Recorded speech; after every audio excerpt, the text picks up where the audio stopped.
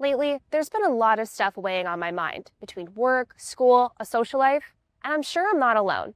Hi, I'm Isabella Alvarez, and this semester our focus team is focusing on the subject mental health, our mental health.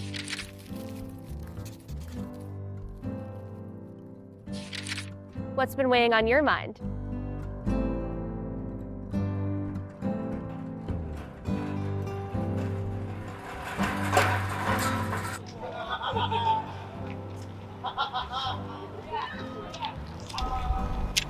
I like this one.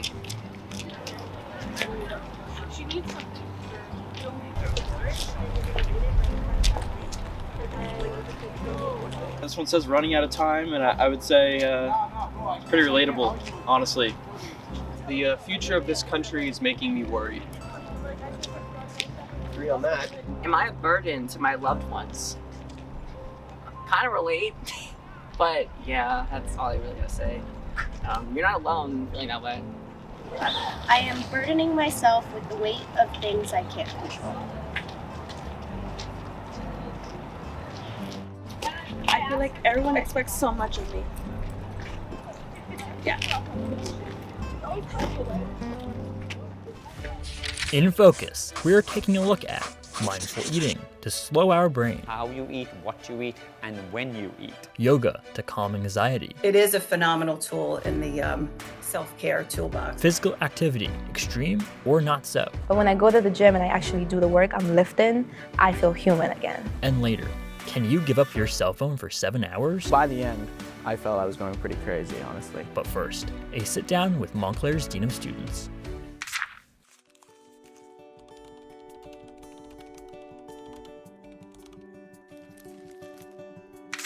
Hi, I'm Rash Vinakota, and I'm sitting in one of the Student Center's newest edition. These massage chairs are helping students like me de-stress. I sat down with the Dean of Students, Marjorie Coleman Carter, to see what else Montclair State University is doing for students' mental health. So I wanted to talk to you about the mental health situation on campus. It is a very critical issue, not just at Montclair State University, but just throughout our society at this moment. Mental health for our students here at the university is something that's very real. And so what we're trying to do is make sure that we have the resources and the services here on campus to support them. Prior to the pandemic, we saw a rise in mental health crises on our campus. We know that the pandemic caused a lot of emotional trauma. We didn't expect to see how much it had negatively impacted our students. The isolation, being home, being on Zoom was something that naturally would affect any person. And that's where outreach and advocacy comes. And I believe that what we've done, particularly in our counseling and psychological services area with our Let's Talk program, it is a program that we put in place again prior to the pandemic to make ourselves more accessible to students. And so the Let's Talk program was our way of creating safe space for students to drop in to particular areas and talk with the psychologist about anything. There's nothing wrong about being stressed or feeling depressed or feeling anxious. We're human. We're not robots. If we don't feel something, something's wrong, right? Don't be ashamed. There's nothing to be ashamed of. Mental health is important, and I think really smart people care about their mental health. Thank you, Dean Carter. You are very welcome. Thank you, Raj. My pleasure. Sometimes these words, mental health, mental illness, get thrown around a lot. So we spoke to a professional to clear some things up. So the first term I want to go over, the difference between mental health and mental illness. And the reason I want to clarify that for people is so that we can sort of address some of the stigma that exists when we talk about mental health. Mental illness, or some people may say a mental condition. It's a medical term that means there's an actual disorder, something that needs to be addressed or changed or altered. But mental health is what we all have. Mental health is brain health. And when we speak about mental health, it's really about how we are maintaining it. anxiety. Difference between anxiety and maybe having anxious feelings is that our anxious feelings might be situational. It can also manifest not just in your thoughts, but in your body. But when we move over into the anxiety diagnosis, that means that what's happening is persistent. Next term I want to talk about is depression. So you'll hear sometimes people say, oh, I feel depressed. You may have a low mood one particular day or for a few days. That is not a diagnosis. That is natural and normal, and we all go through it. For a lot of people, we tend to associate depression with a low mood, but it could also be irritability and anger. But if you cannot shake that after 2 weeks, that would be classified as an actual depressive episode or potential a depressive diagnosis. The next term I want to talk about is trauma. Trauma is very specific to a rewiring of the brain. So we have all these connections, these neurons that are firing off in our brain. When a traumatic event happens, whatever it is, it literally reshapes our brain and how it works. The best way to address trauma is to educate people, because people have to understand what's happening for them, and the only way that they might understand that it could be something that they're masking is to have that information. So what I'll say about self-care is literally in the words, self-care. Self-care is as simple as getting up and eating and brushing your teeth. Any act to take care of your health in any way can be considered a form of self-care. To me, that's the way that we address mental health, is we normalize it and we support our people.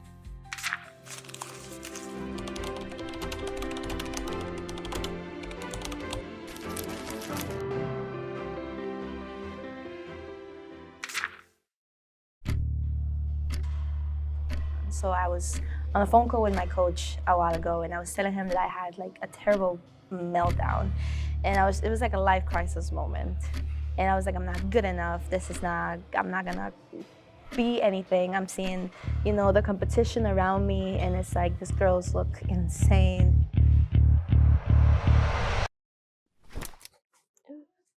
I am sweating. All right. Is it just me? Okay. Hi, my name is Natalia Severino. I am a bikini competitor for bodybuilding and also a student at Montclair State, and I'm in my junior year. I think what inspired me to get started into it was just the people around me. I was going to a gym, and there was a lot of people in there that thought that I was already competing. The way I viewed fitness in the beginning was like, oh, this is fun. This could be a hobby. I enjoy the soreness, and this is great for my mental health. I love it. I love this space. And now transitioning into bodybuilding, it's a bit more like serious. Like, okay, this is not us. It's still fun, but it's not as fun anymore. I'm not doing it just because it's a hobby. I'm doing it because it's a sport and it's an art. Well, bodybuilding, it's a definitely, how do I explain it? I like to think that it's helping me mentally, but other people will tell you that it destroys you mentally.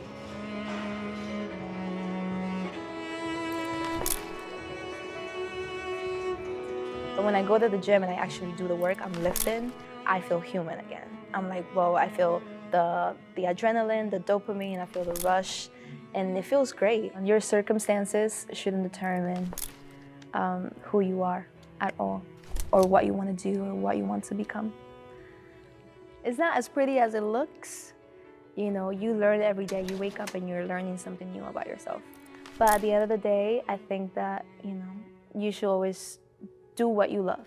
So it doesn't matter what the circumstances are. But yeah, it's not as pretty as it looks. As a senior at Montclair State, I feel pressure every day. From class deadlines to job hunting, I needed to find a way to de-stress. I'm Izzy Conklin, and I'm going to be taking you on a journey to find your zen. I'm not alone in experiencing that pressure.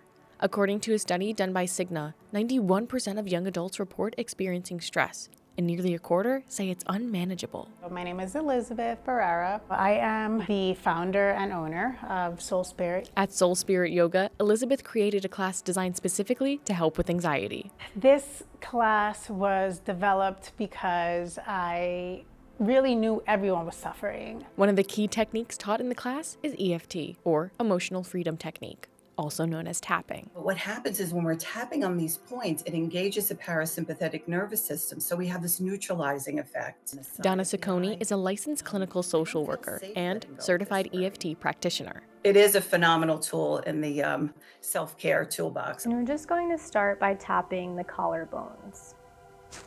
And so you can use 1 or 2 fingers and just connect them to the collarbones. Desiree Wolfhard is an instructor for the Yoga for Anxiety courses at Soul Spirit. So finding your own rhythm here. At first, I felt a little silly. And we're working with various acupressure energy points of the body. But after a few minutes, I found myself feeling more present, more grounded. And I've used it with my clients for so many years as well. And the number one thing that I hear is, oh, I feel so much calmer. Healing journey is never over, so it is a practice, right? It's something that you continue to incorporate into your daily life because, you know, stress is every day. As much as I wish my stress would disappear, I know that's not realistic. But with techniques like this in my toolbox, I might just learn how to manage it better. Hello and welcome to the Teaching Kitchen. I'm here with Chief Mindfulness Officer, Chef Meta, and today we're going to be talking about mindful eating and how that impacts our mental health. Thanks for having us today. It's a pleasure. What exactly is mindful eating?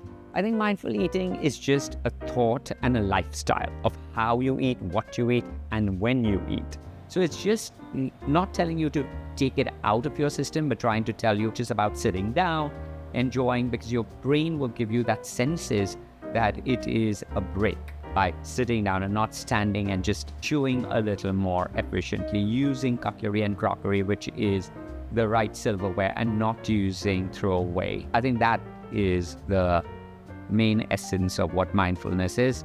I always tell, I make food for your soul and not your belly. So you have to think it that way.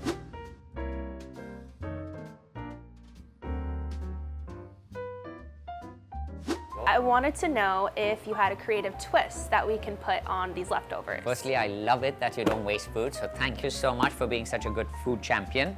And other than that, so that's fantastic. So let's firstly see what we have. All right, let's just think that we'll make, do you like salad? Love salad. Sandwich? Good. Even stir fries? Now in your role, you see college students are coming in and out, the hustle and bustle of daily life. What are some challenges that you see that these college students are facing to be able to achieve that mindful eating? I think very often when I sit down with groups, the biggest concern is procrastination and how we can break that pattern. Some people, it is the aspect of the stress of how do I do time management. And it could be just sitting down and say, okay, let's just break it down and let's see where that waste of time is. Is that waste of time on social media? Can we break that pattern off your list? Say you're a right-handed person doing a few things with your left hand, if that's not your predominant hand. And you would see how your brain shifts in a different programming. And that will help in terms of procrastination too.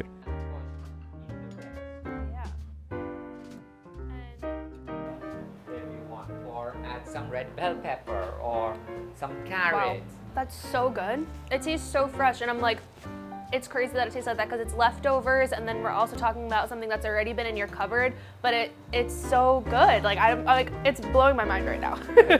Shall we?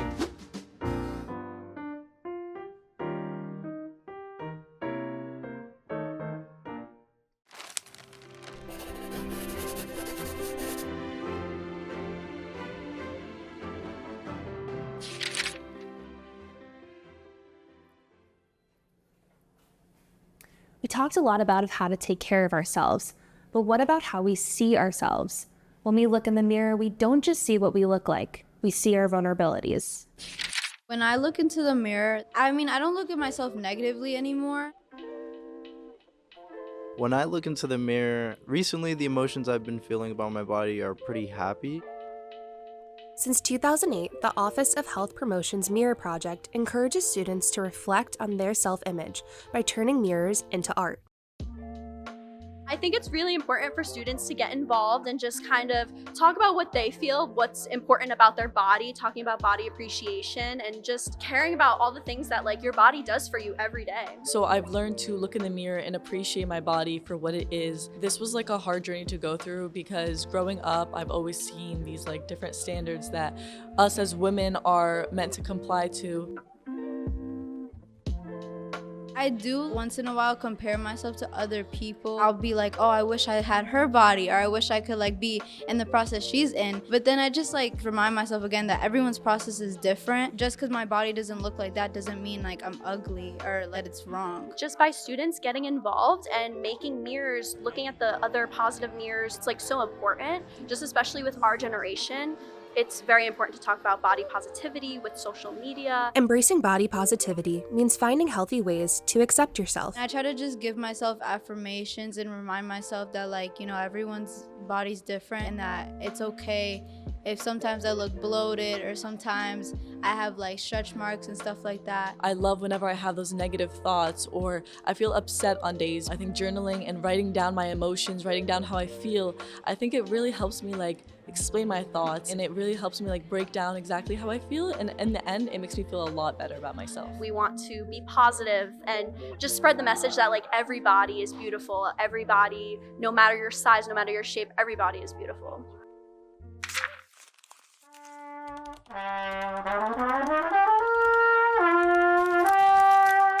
Being able to play like the whole range of essentially human emotions is like pretty crazy.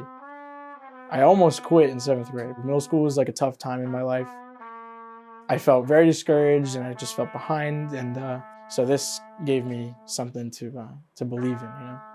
Mental health has been quite a prevalent topic in my life. I mean, 7th grade was a very hectic year. I lost a cousin of mine. She was a very dear cousin. And my parents were going through some turmoil and, you know, general family trouble. You know, a bunch of people have been through it. And that was a very tough thing to get through, especially at such a young age. But I think had I not had the trumpet with me during that time, I wouldn't really, I would have been kind of like aimless, I guess. Music always helped me calm down. It always helped me clear my mind. I was very angry when I was younger. Playing this thing is like a very physical thing. It's like working out, you know, it's no different than doing like bicep curls. A lot of people say that, you know, they find a way to deal with their anger through working out, and I deal with my anger through playing the horn. I think playing in a band is an experience that every musician should have, and it doesn't matter who's playing it with you. You know, you gotta mix with everyone. And I think it's a very important lesson to learn that, you know, music truly does unite us, no matter who you like or who you don't like, or sleep deprived, tired, stressed, there's still music,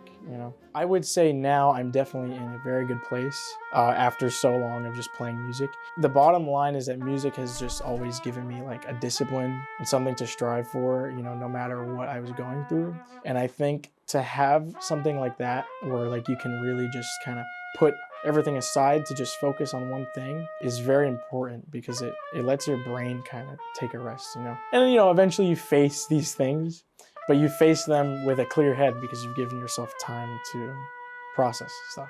So what I would tell my past self, I would tell him not to give up on music. That's all you got, you know, like you love it. Why would you get rid of the thing that you love so much? You know, it's like the love of your life. And maybe you don't see it as much as I see it now, but you know, it will be there, like I promise. You know what I mean? Like, you know, pinky swear. And then yeah, it'll be fine. Yeah.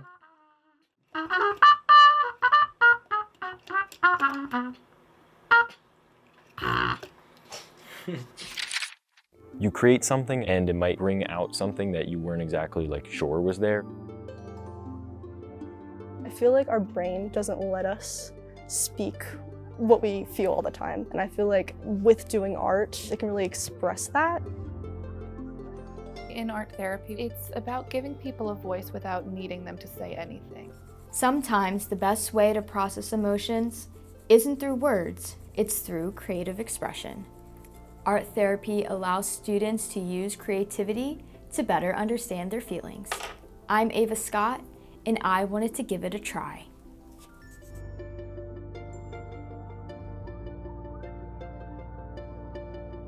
We're going to create a mandala. That translates into sacred circle. And we'll use the materials here to fill the circle. And then what we'll do, we'll check in with ourselves, we'll see how we're feeling.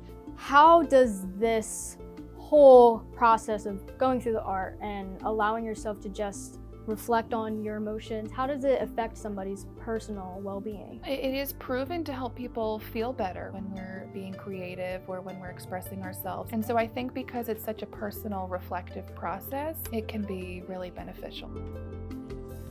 I think that art therapy has really helped me be more aware of what it is that I might be feeling. A big part of it is to be with those uncomfortable emotions that you don't necessarily want to feel, rather than trying to shut them away, just trying to face them. A lot of people, they automatically think art making is drawing. You can do painting, knitting, crocheting. There's no limitation. For a lot of college students, they deal with anxiety, stress, burnout. How does art therapy help with these mental health challenges? This is not a place for judgment. This is just a place for expression, especially as a student. Your whole identity right now is being graded, but there's no place for that here. It just matters about how it feels to make and to let it out. I like to pretend that it's all fine and dandy all the time. It's nice to just kind of make art that will let me get away from that. We both created some masterpieces here. So I started off just making some squiggly blue lines. I was tired. I had to be up at 5 a.m. this morning. But as the day has gone on, I'm feeling very energetic. Hence why I have more lighter colors. I had a little bit of a different morning than I was expecting. I started with the spiral, which is kind of where maybe at my core there was some unsettledness. So then I did some waves, which tend to be more calming.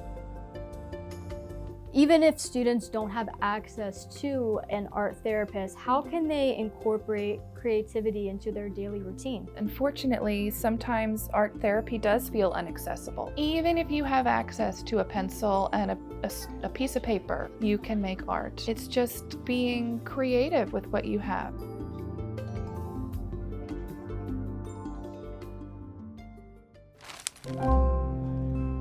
When was the last time you were honest with how you were feeling? I had a conversation with my mom the other day about feeling burnout. It was the first time I acknowledged it since the semester started. The best way to express your emotions is by talking to the people that you know will support you no matter what. In the car with my friends after a breakup, I can relate to being honest in the car with friends. We can be very real about how we're feeling about certain things, and that can be really fun sometimes, and it can be pretty emotional. Every day I try to check in with myself by journaling my thoughts. So I would say this resonates with me because I feel like speaking about your thoughts and everything like that, especially journaling, is very important. Last time I was honest with myself was a few days ago. Thanks, Mom. I feel this relates to me because I really love talking to my mom, and I feel like I can tell her everything. I've been having issues with my body image. It feels like when I look into the mirror, I'm not happy with what I see. I can relate to this because all my life has always been about what I look like and how I should present myself. But I'm on a journey of self-love, and I feel like everyone should always love themselves. So yeah.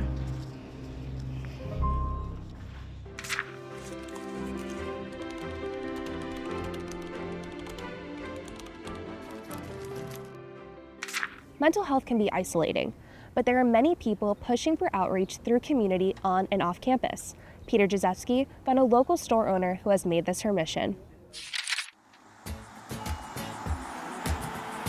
So this is Love More, Judge Less. We originally started in 2001 with me in my 30s, just wanting to help people overcome self-harm. The idea is that we are a safe space. You can come in for complimentary coffee, tea, hot chocolate, water, have a chat, and also you can shop if you would like. I started a self-help website called endallthepain.com, and the purpose was to help people know more about mental health, specific mental disorders like anorexia, bulimia, self-harm. And for 4 years, I had the privilege of talking to 20 different youth and young adults. By 2005, in the summer, the doctors and the professionals that I was talking with said, "Where do we send people? where do they go when they're done with program, when they're done with treatment? I said, you know what? I can start a self-harm support group. Let's do it. November 4th, 2005 was the first ever self-harm support group in the state of New Jersey.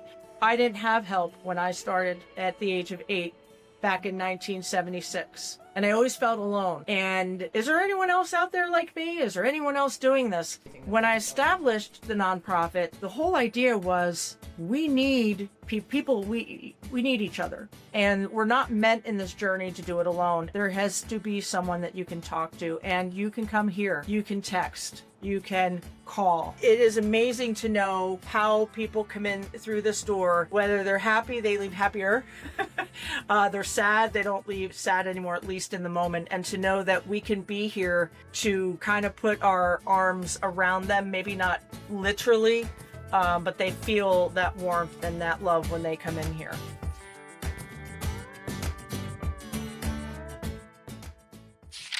Here on campus, first aid training is going beyond physical injuries. Students and staff are now learning how to step in when someone's mental health is at risk. It's all a part of the Mental Health First Aid Training Program.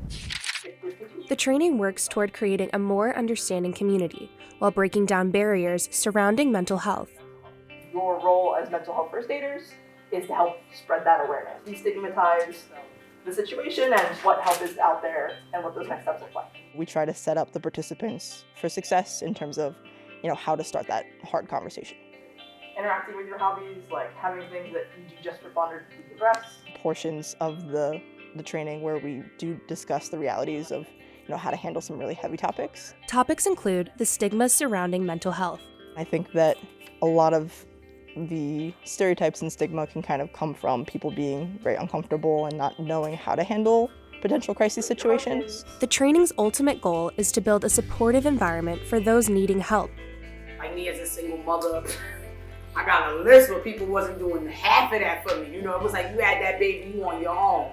And it's too much times that we, like I said, we don't offer those helps like we should be. We need to be able to better understand each other and, especially with the university where we are able to celebrate so many unique different types of people and celebrate our differences. On-campus training sessions are offered each semester for students and staff.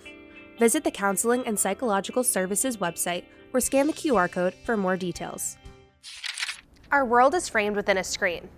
Gen Z grew up on the internet and their phones are an extension to their bodies. It seems like no one from Gen Z can live without their phones. Are you sure about that? I can live without my phone for a day. Are you guys up for a challenge? Definitely. Have you ever considered whether being so connected to our phones is good for a person's mental health? In a study, researchers found blocking the internet on people's cell phones improved their mental well-being and attention spans. We wanted to try a mini experiment of our own, the Cell Phone Detox Challenge. We found 2 Montclair students, James Bonacisa and Brianna Jerez, who are willing to live without their phones for 7 hours. All right, well, I'm gonna hold on to these for the rest of the day. Are you guys excited? Maybe. A little bit. All right, well, get ready because the challenge starts now. So I'm just starting my cell phone detox. I got my food. It was only 30 minutes, I think. So I just walked back from the school communication to my dorm, and it's like a 10-15 minute walk. And every few seconds I would reach for my phone. So I feel like this is gonna be a little more difficult than anticipated. So I have my planner here with me, and I'm going to map out my weekend and the homework I have to do. I usually use my planner because I feel like it's better to have it physical than on a computer, because I've tried it out once and it was just not it for me. I didn't realize how subconsciously I was just ready to, throw down $10 every day for lunch or something when I could easily just make it myself. Here's how the chicken came out. Looks pretty good, looks pretty good. I think it's really important that, recognizing that phones are taking over our lives. Nowadays, it's everywhere. Technology is in our faces. I have this project here that I've been working on for a while. I just never had the time to finish it. It's an arrangement of the song Fly Me to the Moon by Frank Sinatra. I made it for a little jazz ensemble. I feel like with my phone I would have lacked a lot of the discipline it takes to just really zone in onto what you want to do. So I finished my drawing or color.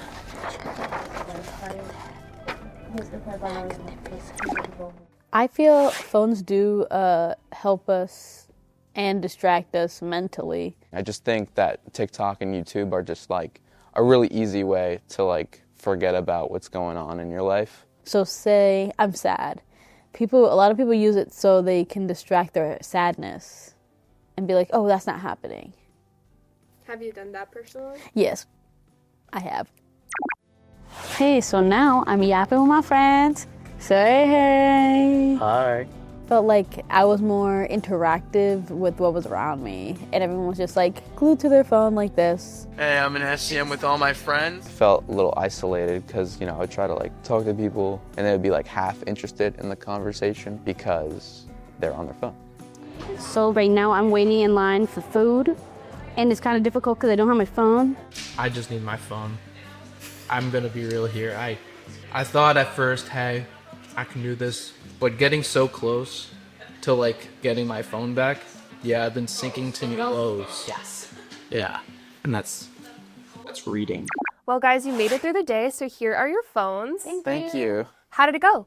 It went pretty well because it's like a normal routine that I usually do without my phone.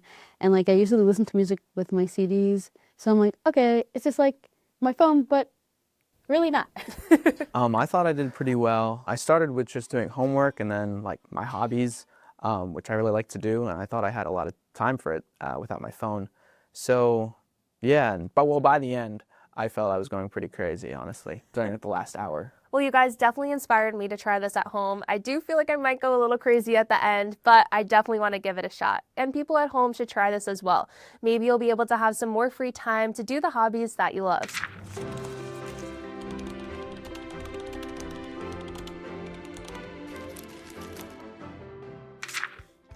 Meet Pebbles, a furry little friend that students adore at Montclair. What's that, Pebbles? Oh, she said she loves to spread her positivity on campus. Pebbles is Montclair's very own puppy mascot, a mini labradoodle whose job is to bring smiles to everyone's faces. She's a certified therapy dog, here to support students and staff. She just like calms my anxiety. Pebbles is the best thing on this campus. According to research by Johns Hopkins Medicine, petting dogs lower the stress hormone cortisol. Just like Montclair's main mascot, Rocky, Pebbles also has a team of handlers. Olivia Wallenberg shares her heartfelt experience being the team leader. Other than the pets and the cuddles, I do love the team that we've built. It makes my day when she makes other people's days. When they walk up and I see the smile on their face. I have 5 animals at home, so having an animal I can come to on campus and see, especially when I'm missing my own dogs or cats, just really like makes my day. Students aren't the only ones living on campus. Pebbles has her own space too. For Thea Dyer, Pebbles is more than just a mascot. She's family. This is my first dog that I've ever had in my life.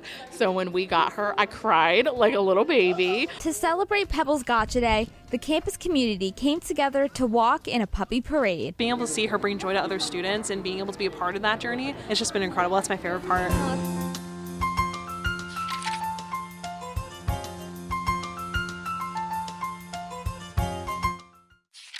Remember that mental health is just as important as any other part of your health.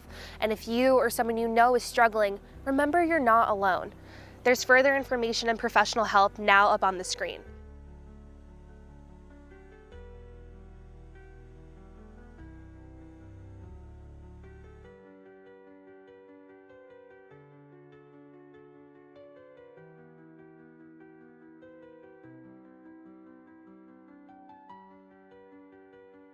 For Focus Mental Health, I'm Isabella Alvarez. Stay kind to yourself.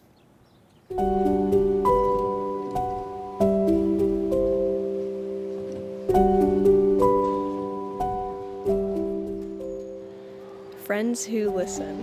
Yeah, that's definitely something that helps me out a lot because whenever I'm like really stressed out and I am looking for that kind of peace, it's always my friends who do the most for me.